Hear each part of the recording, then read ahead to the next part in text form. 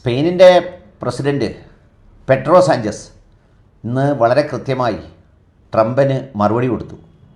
23 വർഷം മുമ്പ് ഞങ്ങളെ ഉണ്ടാക്കിയതുപോലെ ഇനി ഉണ്ടാക്കാൻ വരണ്ട എന്നാണ് അദ്ദേഹം പറഞ്ഞ മറുപടി. ദേ ആ മറുപടി ഒന്ന് കാണാം. estadounidense nos arrastró a una guerra en Oriente Medio. Una guerra que en teoría, se dijo entonces, se hacía para eliminar las armas de destrucción masiva de Saddam Hussein, llevar la democracia y garantizar la seguridad global.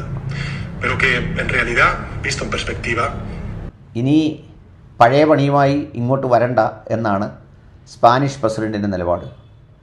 23 വർഷങ്ങൾക്ക് മുമ്പ് ഇറാഖിൽ അണുബോംബുണ്ട് എന്ന് പറഞ്ഞ് ഞങ്ങളുടെ കുറേ സൈനികരെ ആട്ടിത്തെളിച്ചു കൊണ്ടുപോയി ഒരു ഭരണകൂടത്തെ ദുർബലപ്പെടുത്തി അവിടുത്തെ ഭരണാധികാരിയെ വധിച്ച് അധിനിവേശ പ്രദേശവും സംഘർഷഭൂമിയും ആക്കി മാറ്റി.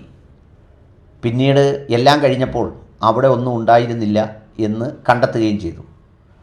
ആ 23 വർഷം മുമ്പ് നടത്തിയ ആ സംഗതി ഇനിയും ആവർത്തിക്കാൻ ഇങ്ങോട്ട് വരേണ്ടതില്ലെന്നും എല്ലാ കാലത്തും സ്പെയിൻ യുദ്ധത്തിനെതിരാണെന്നും തങ്ങളുടെ താവളം ഉപയോഗിച്ച് ഇനി അമേരിക്ക അഭ്യാസം നടത്തണ്ടെന്നും അമേരിക്കയോട് പറഞ്ഞു.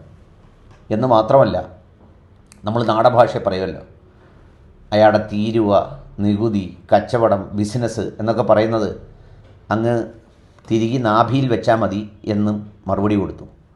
അതൊന്നും കാട്ടി പേടിപ്പിക്കേണ്ടെന്നും അതിൻ്റെ കാലം കഴിഞ്ഞുവെന്നും സ്പെയിനിൻ്റെ പ്രസിഡൻറ്റ് കൃത്യമായി പറഞ്ഞു. ഒന്നുമല്ലെങ്കിൽ അങ്ങനെയെങ്കിലും പറയാൻ ഒരാളുണ്ടായി ഇന്നത്തെ ലോകത്ത് എന്നുള്ളതും അത്ഭുതകരമായ കാര്യമാണ്.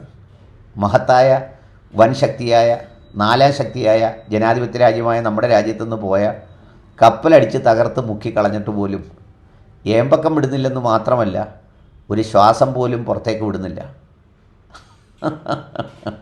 സ്വാതന്ത്ര്യ പരമാധികാരം ഒക്കെ അവകാശപ്പെടുമ്പോഴും എന്ത് ചെയ്യാനൊക്കും?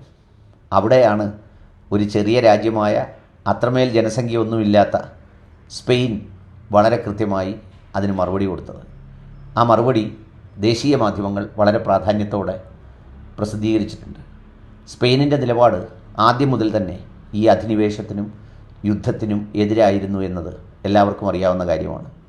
അതേ നിലപാട് തന്നെയാണ് അവർ ഇപ്പോഴും ആവർത്തിച്ചിരിക്കുന്നത്. അതിൽ യാതൊരു വിട്ടുവീഴ്ചയുമില്ലെന്നാണ് സ്പെയിനിൻ്റെ പ്രസിഡൻറ്റ് വളരെ കൃത്യമായി ട്രംപിനോട് മുഖത്ത് നോക്കി പറഞ്ഞിരിക്കുന്നത്.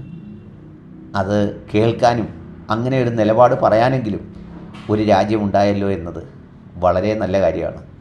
ആകെ സ്പെയിനും ഫ്രാൻസുമാണ് അങ്ങനെ ഒരു ഏർപ്പാടിന് തങ്ങളുടെ ഇടം കിട്ടില്ല എന്ന നിലപാട് സ്വീകരിച്ചത്.